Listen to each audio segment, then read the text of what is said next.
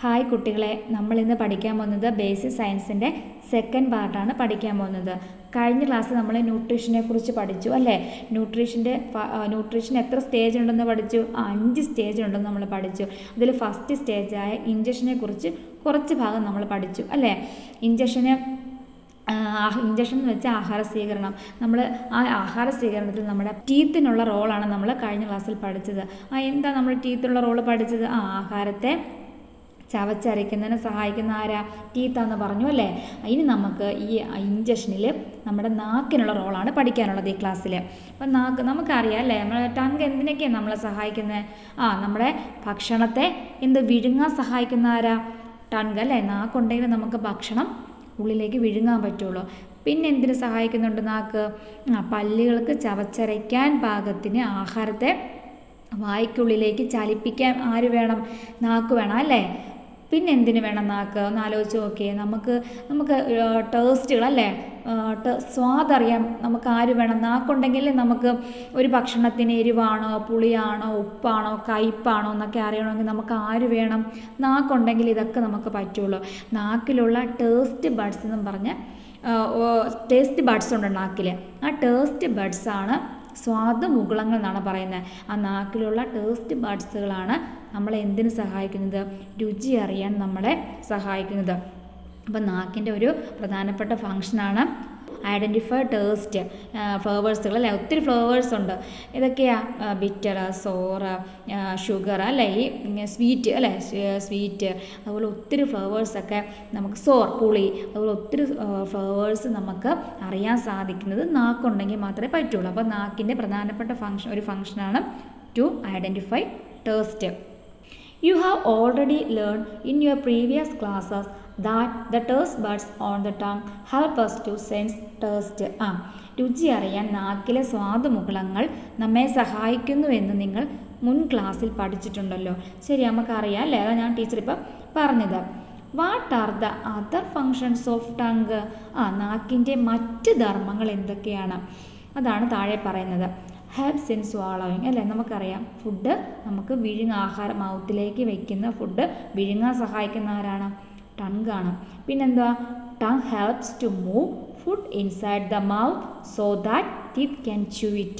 പല്ലുകൾക്ക് ചവച്ചരയ്ക്കാൻ പാകത്തിന് ആഹാരത്തെ വായ്ക്കുള്ളിൽ ചലിപ്പിക്കുന്ന ആരാ? ടങ്. പിന്നെ നമ്മൾ മുകളിൽ പറഞ്ഞു ടു ഐഡൻറ്റിഫൈ ടേസ്റ്റ് അല്ലേ? ടേസ്റ്റൊക്കെ അറിയാൻ വേണ്ടി നമ്മളെ സഹായിക്കുന്ന നാക്ക. പിന്നെ നമുക്കൊരു ഫംഗ്ഷൻ കൂടെ പറയാമല്ലോ. നമുക്ക് സ്പീച്ച്, നമ്മൾ സംസാരിക്കുന്നില്ലേ? ഈ സംസാരിക്കാൻ ആരുടെ സഹായം വേണം നമുക്ക്? നാക്കിൻ്റെ സഹായം വേണ്ടേ? അപ്പോൾ നമുക്ക് ഹെൽപ്സ് ടു സ്പീച്ച് അല്ലേ? നാക്ക് നമ്മളെ വേറെ എന്തിനു സഹായിക്കുന്നു? ഹെൽപ്സ് ടു സ്പീച്ച്, സംസാരിക്കാൻ നമ്മളെ സഹായിക്കുന്നു ആരാ? ഈ നാക്കാണ് അല്ലേ? അടുത്ത് നോക്കിക്കേ. There is saliva in the mouth. Saliva also plays an important role in the digestive process. നമുക്കറിയാം വായിൽ ഉമിനീരുണ്ടെന്ന് നമുക്ക് എല്ലാവർക്കും അറിയാം അല്ലേ? നമുക്ക് എല്ലാവരുടെയും വായിൽ ഉമിനീരുണ്ടല്ലേ? ആ ഉമിനീര് എവിടെ നിന്നാണ് വരുന്നത്? അത് നമുക്ക് പഠിക്കാം. അതിന് മുമ്പ് നമുക്ക് ഒരു കാര്യം അറിയാം. ഈ നമ്മൾ കഴിക്കുന്ന ഭക്ഷണം ആദ്യമേ വായിൽ വെച്ച് ഭക്ഷണം കഴിക്കുമ്പോൾ ആദ്യം അത് എന്തുമായിട്ടാണ് ചേരുന്നത് നമ്മൾ പഠിച്ചത്? ഉമിനീരുമായിട്ട് ചേർന്ന് നമ്മൾ പഠിച്ചല്ലേ? ദഹനത്തിൻ്റെ ഫസ്റ്റ് സ്റ്റേജായ ഇഞ്ചക്ഷനിൽ നമ്മുടെ വായിൽ വെക്കുന്ന ഭക്ഷണം ഉമിനീരുമായിട്ട് കലരുന്നു. നമ്മളത് പഠിച്ചു കഴിഞ്ഞല്ലേ? ഈ ഉമിനീര് എവിടെ നിന്നാണ് വരുന്നത്? അതായത് ഈ ഉമിനീര് വരുന്നത് നമ്മുടെ മൗത്തിലുള്ള സലേവറി ഗ്ലാൻസ് ഉണ്ട്. അതായത് ഉമിനീർ ഗ്രന്ഥികളുണ്ട് നമ്മുടെ മൗത്തിൽ. ഈ ഉമിനീർ ഗ്രന്ഥികൾ അല്ലെങ്കിൽ സലേവറി ഗ്ലാൻസ് ആണ് ആരെ പ്രൊഡ്യൂസ് ചെയ്യുന്നത്? സലേവയെ പ്രൊഡ്യൂസ് ചെയ്യുന്നത്. Observe the picture and identify from where it is produced. നമുക്ക് താഴെ ഒരു പിക്ചർ തന്നിട്ടുണ്ട്. ആ പിക്ചർ നോക്കിയിട്ട് എവിടെ നിന്നാണ് സലേവ പ്രൊഡ്യൂസ് ചെയ്യുന്നത് എന്ന് നോക്കാനാണ് നമ്മളോട് പറഞ്ഞിരിക്കുന്നത്. ഡയഗ്രത്തിലേക്ക് നോക്കിക്കേ. നമുക്ക് 3 സലേവറി ഗ്ലാൻസിൻ്റെ പടം തന്നിട്ടുണ്ട് അല്ലേ? 3 സലേവറി ഗ്ലാൻസിൻ്റെ പടം തന്നിട്ടുണ്ട്. ഈ സലേവറി ഗ്ലാൻസ് എവിടെയാണ് ലൊക്കേറ്റ് ചെയ്തിരിക്കുന്നത്? നമ്മുടെ മൗത്തിലും തൊണ്ടയിലുമുള്ള വേരിയസ് പാർട്സിൽ അല്ലേ? വേരിയസ് പാർട്സിലായിട്ടാണ് ആര് സ്ഥിതി ചെയ്യുന്നത്? ഈ സലേവറി ഗ്ലാൻസ് സ്ഥിതി ചെയ്യുന്നത്.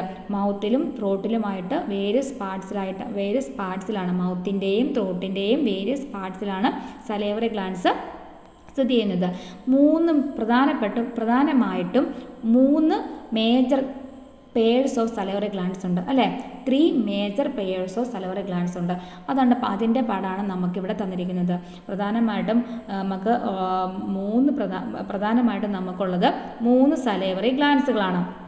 അതൊക്കെയാന്ന് നോക്കാം. ഇതൊന്നും നിങ്ങൾ പഠിക്കേണ്ട, ജസ്റ്റ് നിങ്ങളൊന്ന് ഓർത്ത് വെച്ചിരുന്നാൽ മതി. നിങ്ങൾ വലിയ ക്ലാസ് ആകുമ്പോഴത്തേനും അതൊക്കെ പഠിക്കുകയുള്ളൂ.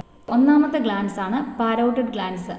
ഒന്നാമത്തെ സലൈവറി ഗ്ലാൻസിൻ്റെ പേരാണ് പാരോട്ടിഡ് ഗ്ലാൻസ്. ഇത് ലൊക്കേറ്റ് ചെയ്തിരിക്കുന്ന എവിടെയാ? നമ്മുടെ ചെവിയുടെ ഇയേഴ്സിൻ്റെ സമീപമായിട്ടാണ്, ഇയേഴ്സിൻ്റെ അടുത്തായിട്ടാണ് ഈ പാരോട്ടിഡ് ഗ്ലാൻസ് സ്ഥിരീകരിക്കുന്നത്. അതാണ് ഈ പടം. നമ്മുടെ ഈ വലിയ ഗ്ലാൻസ് ആണ് പാരോട്ടിഡ് ഗ്ലാൻസ്. ഇത് and it is the largest salivary glance. അപ്പോൾ ഇതാണ് ലാർജസ്റ്റ് ആയ ഏറ്റവും വലിയ സലൈവറി ഗ്ലാൻസ് എന്ന് പറയുന്ന ആരാ? പാരോട്ടിഡ് ഗ്ലാൻസ് ആണ് വലിയ സലൈവറി ഗ്ലാൻഡ് എന്ന് പറയുന്നത്.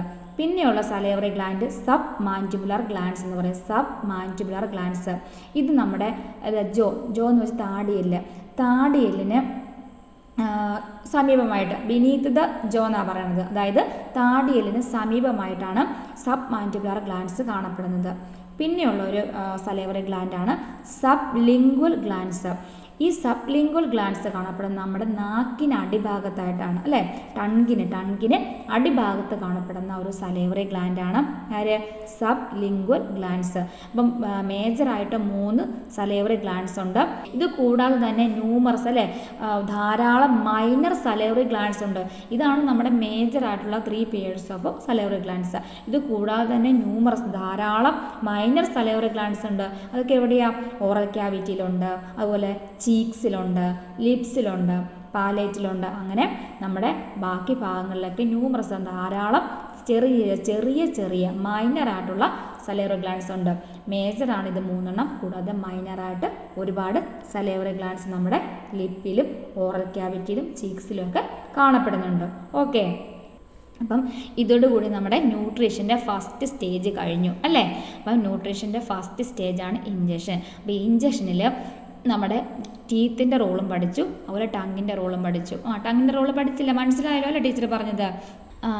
സെക്കൻഡ് സ്റ്റേജാണ്, അതായത് ന്യൂട്രീഷൻ്റെ സെക്കൻഡ് സ്റ്റേജാണ് നമുക്ക് പഠിക്കാനുള്ളത്. ഫുഡ് ത്രൂ ദ ഈസോഫാഗസ് അല്ലേ. ഫുഡ് ത്രൂ ദ ഈസോഫാഗസ് ആണ് ഇത് പഠിക്കുന്നത്. ആഹാരം നമ്മുടെ അന്നനാളത്തിൽ അല്ലേ, ഈസോഫാഗസിലെത്തും. അതാണ് നമ്മൾ അടുത്ത second stage. Okay, look at the picture and identify to which part of the digestive system does the chewed food reach next.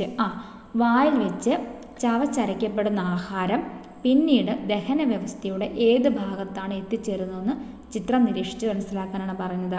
നമുക്കൊരു ഈസോഫാഗസിൻ്റെ ചിത്രം തന്നിട്ടുണ്ട് അല്ലേ.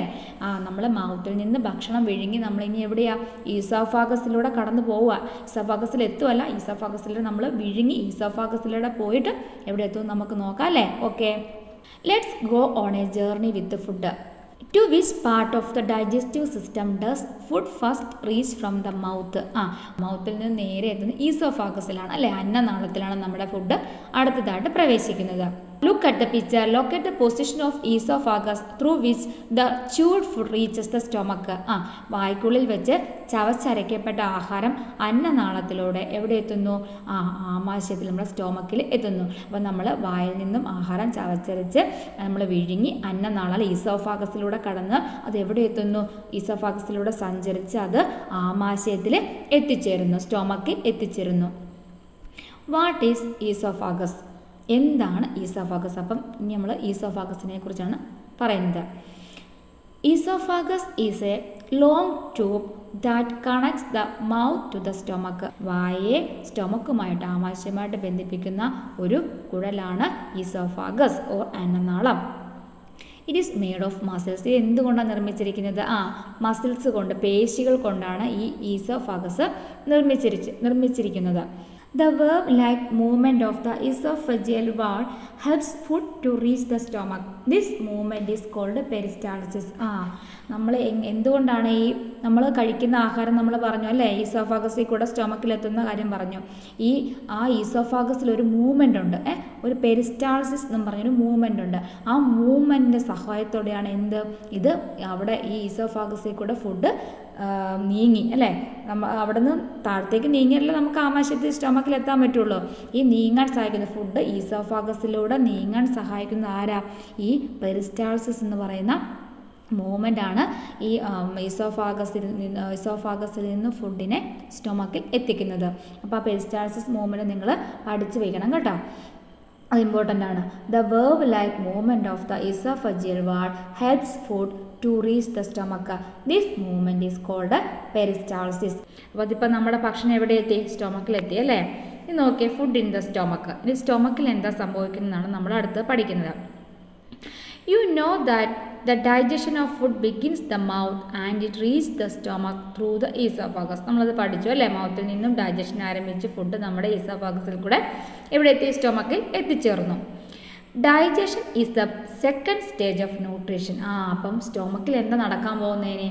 ഡൈജഷൻ അല്ലേ. ന്യൂട്രീഷൻ്റെ സെക്കൻഡ് സ്റ്റേജാണ് നമ്മൾ ഇനി പഠിക്കാൻ പോകുന്നത്. എന്ത് പറഞ്ഞോ? ഡൈജഷൻ. ഇനി നമ്മൾ പഠിക്കാൻ പോകുന്ന സെക്കൻഡ് സ്റ്റേജാണ് ഡൈജഷൻ അല്ലെങ്കിൽ ദഹനം. അപ്പം ന്യൂട്രീഷൻ്റെ സെക്കൻഡ് സ്റ്റേജ് ഏതാ? ഡൈജഷൻ. അപ്പോൾ ഇത് എവിടെ നടക്കുന്നത്? സ്റ്റൊമക്കിൽ വെച്ചാണ് ഡൈജഷൻ നടക്കുന്നത്. നോക്കാം.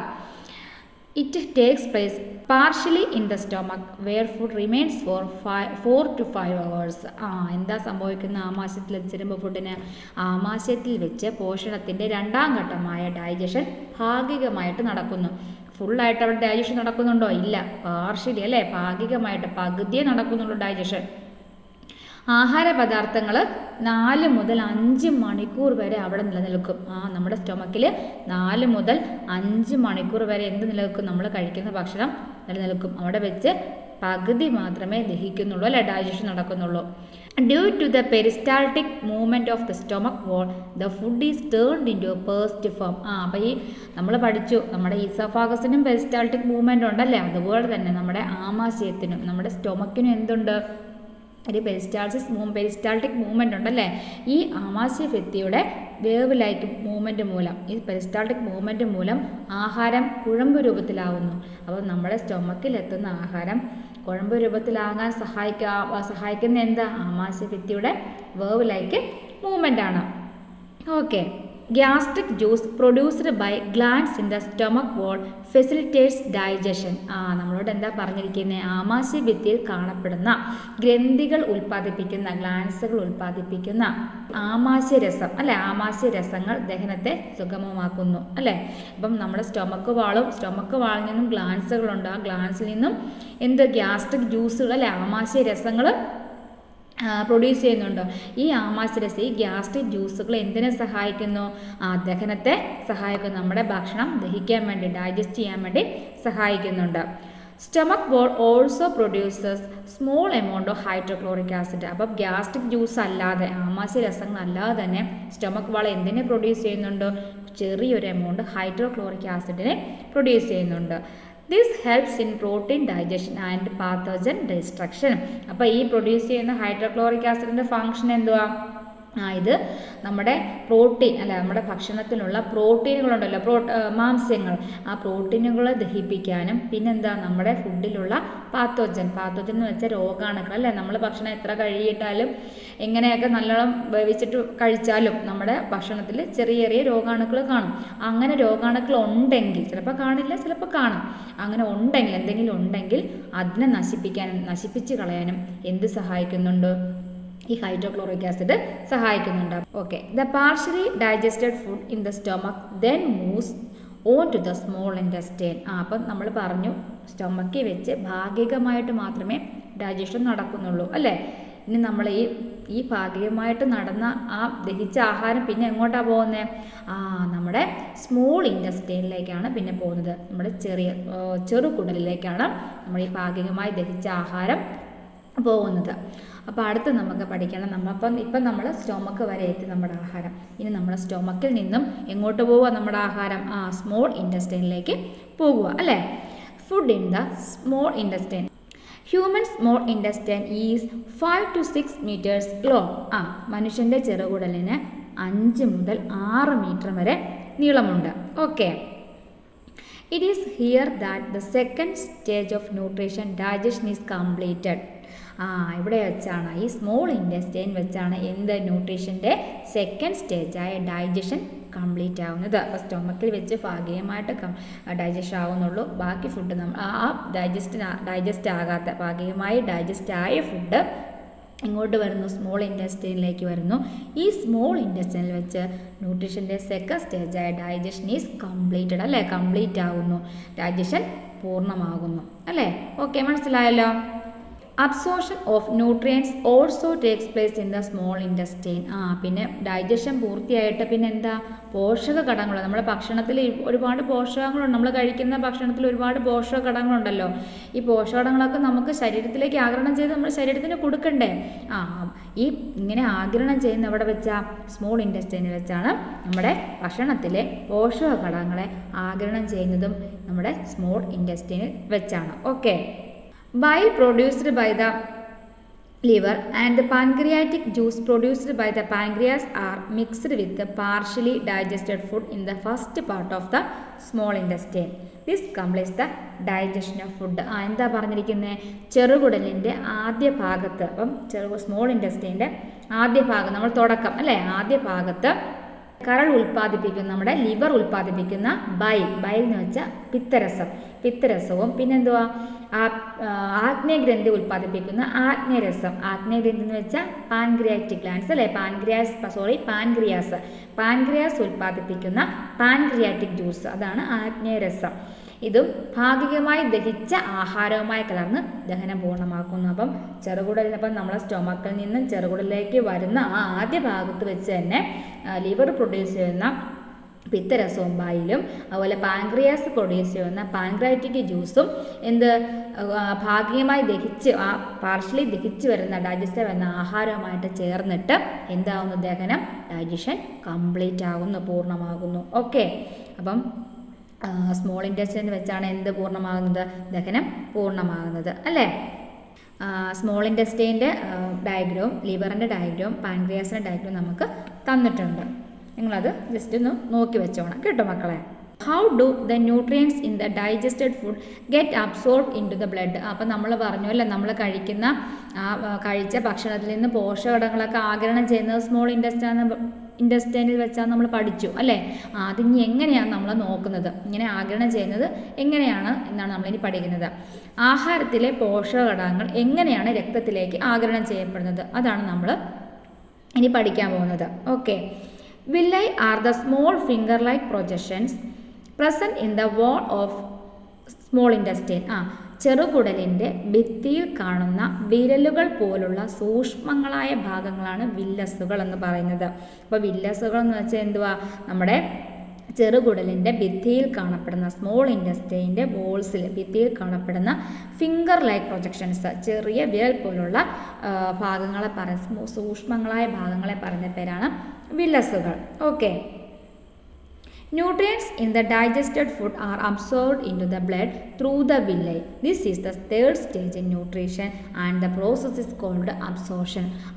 എന്താ പറയുന്നത്, ഈ നമ്മൾ പറഞ്ഞു അല്ലേ, വില്ലസിൻ്റെ കാര്യം പറഞ്ഞു. ഈ വില്ലസുകളിലൂടെയാണ് നാം കഴിക്കുന്ന ആഹാരത്തിലെ പോഷകഘടകങ്ങൾ രക്തത്തിലേക്ക് ആഗിരണം ചെയ്യപ്പെടുന്നത്. അപ്പം നമ്മൾ കഴിക്കുന്ന ഫുഡിലെ പോഷകഘടകങ്ങൾ ആരാണ് ആഗിരണം ചെയ്യുന്നത്, സ്മോൾ ഇൻറ്റസ്റ്റൈനിൽ കാണപ്പെടുന്ന വിരലുകൾ പോലുള്ള പ്രൊജക്ഷനായ വില്ലസുകൾ അല്ലെങ്കിൽ വില്ലൈകളാണ് നമ്മുടെ പോഷകഘടകങ്ങളെ ആഗിരണം ചെയ്ത് എങ്ങോട്ട് കൊടുക്കുന്നത്, രക്തത്തിലേക്ക് കൊടുക്കുന്നത്. ഇതാണ് നമ്മുടെ ന്യൂട്രീഷൻ്റെ തേർഡ് സ്റ്റേജ്, അതായത് അബ്സോർപ്ഷൻ. അപ്പം നമ്മൾ എന്നൊക്കെ പഠിച്ചു, ഇഞ്ചക്ഷൻ പഠിച്ചു, അത് കഴിഞ്ഞ് നമ്മൾ എന്തുവാ പഠിച്ച, ഡൈജഷൻ, നമ്മുടെ ഫുഡ് ദഹിച്ചു അല്ലേ, ദഹിച്ചു കഴിഞ്ഞ് സ്മോൾ ഇൻറ്റസ്റ്റൈനിലേക്ക് കടക്കുന്ന ആദ്യ ഭാഗത്ത് വെച്ച് നമ്മുടെ ബയലിനോടും പാൻക്രിയാറ്റിക് ജ്യൂസിനോടും കൂടി ചേർന്ന് നമ്മുടെ ദഹനം കംപ്ലീറ്റ് ആയി. അത് കഴിഞ്ഞ് നമ്മളിവിടെ ചെറുകുടലിൽ വന്നിട്ട് നമ്മുടെ ചെറുകുടലിലുള്ള ഭിത്തിയിലുള്ള സ്മോൾ വില്ലസുകൾ അല്ലേ, വില്ലസുകളുടെ പടം നമുക്കിവിടെ തന്നിട്ടുണ്ട് കേട്ടോ. സ്മോൾ ഫിംഗറിലേക്ക് പ്രൊജക്ഷൻസ് ആയ വില്ലസുകൾ ഡൈജസ്റ്റ് ആയ ഫുഡിൽ നിന്നും പോഷകഘടകങ്ങളെ ആഗിരണം ചെയ്ത് എങ്ങോട്ട് കൊടുക്കുന്നു, രക്തത്തിലേക്ക് കൊടുക്കുന്നു.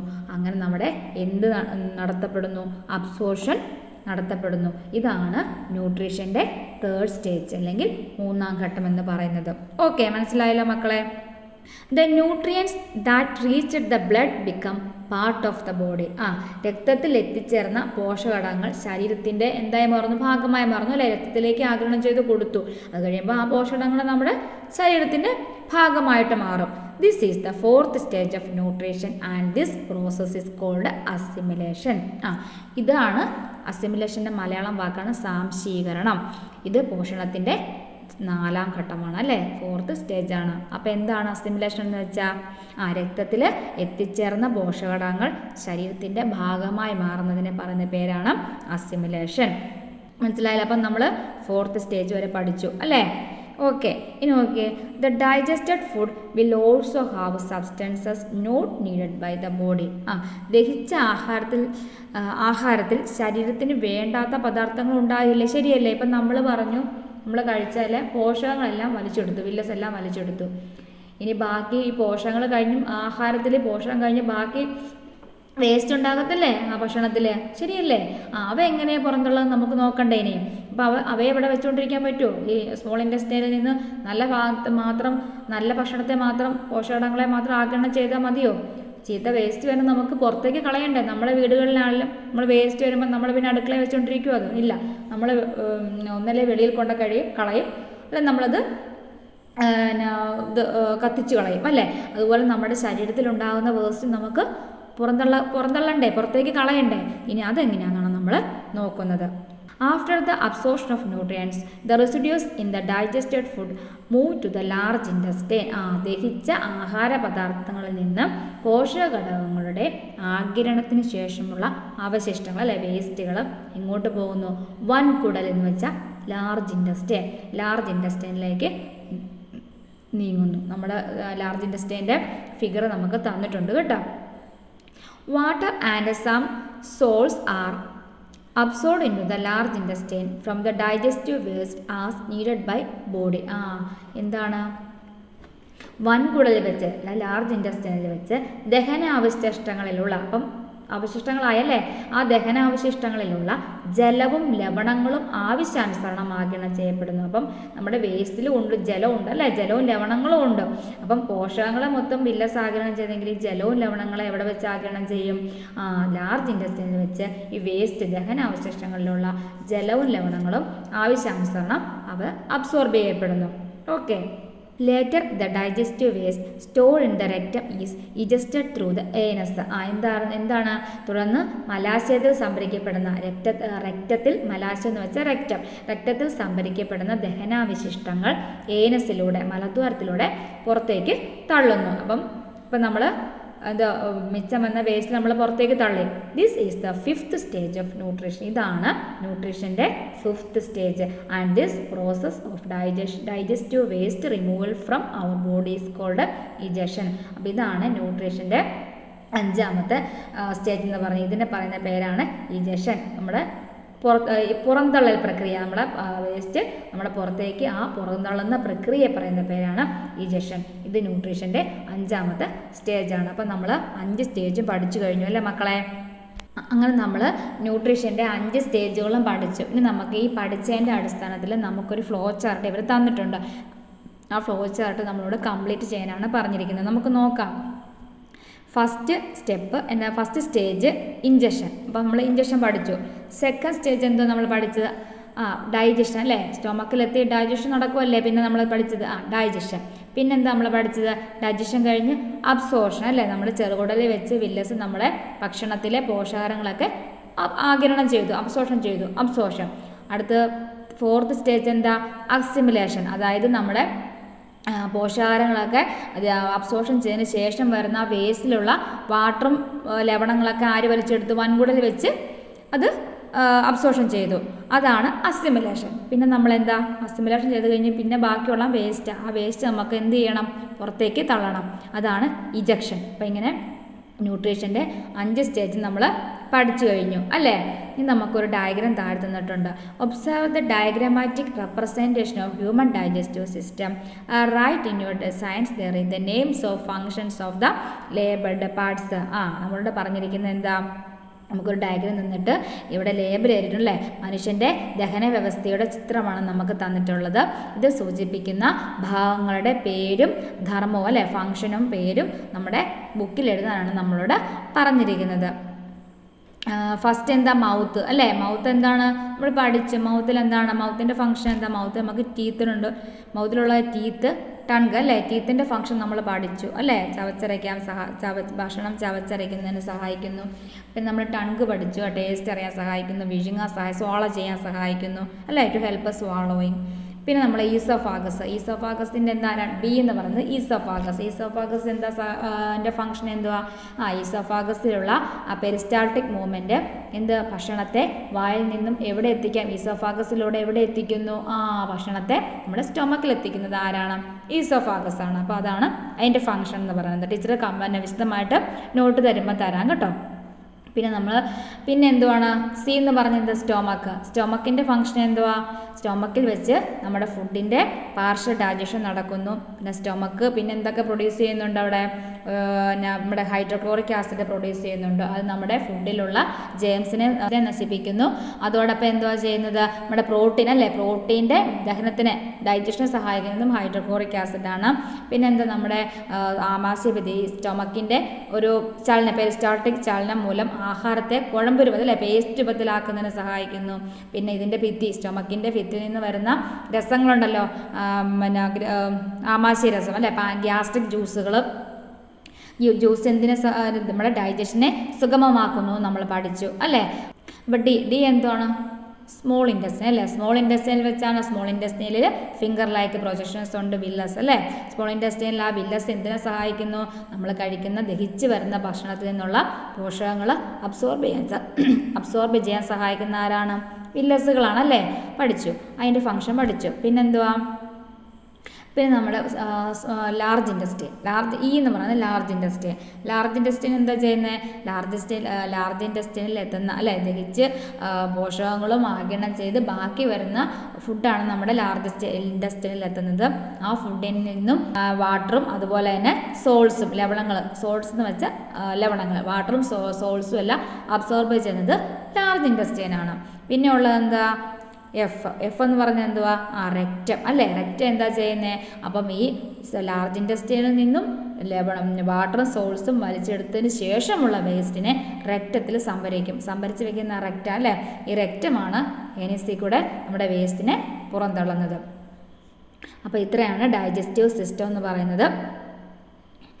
ഓക്കെ മക്കളെ, മനസ്സിലായല്ലോ. അപ്പം ഇതിൻ്റെ ഓരോ ഇതിൻ്റെ ഓർഗൻസിൻ്റെയൊക്കെ ഫംഗ്ഷൻ ടീച്ചർ നോട്ട്സ് തരുമ്പം തരുന്നതായിരിക്കും കേട്ടോ. ഓക്കെ, അപ്പം നമുക്ക് ഇത്രയും ഭാഗം പഠിച്ചാൽ പോലെ ഇന്ന് അടുത്ത ക്ലാസ്സിൽ നമുക്ക് ന്യൂട്രീഷൻ ഇൻ അതർ ഓർഗാനിസംസ് പഠിക്കാം. അപ്പം നിങ്ങൾ ഇത്രയും നന്നായി പഠിക്കണം കേട്ടോ. എന്തെങ്കിലും ഡൗട്ട് ഉണ്ടെങ്കിൽ ടീച്ചറോട് കമൻറ്റ് ബോക്സിൽ പറയണം കേട്ടോ. ഓക്കെ മക്കളെ, ശരി.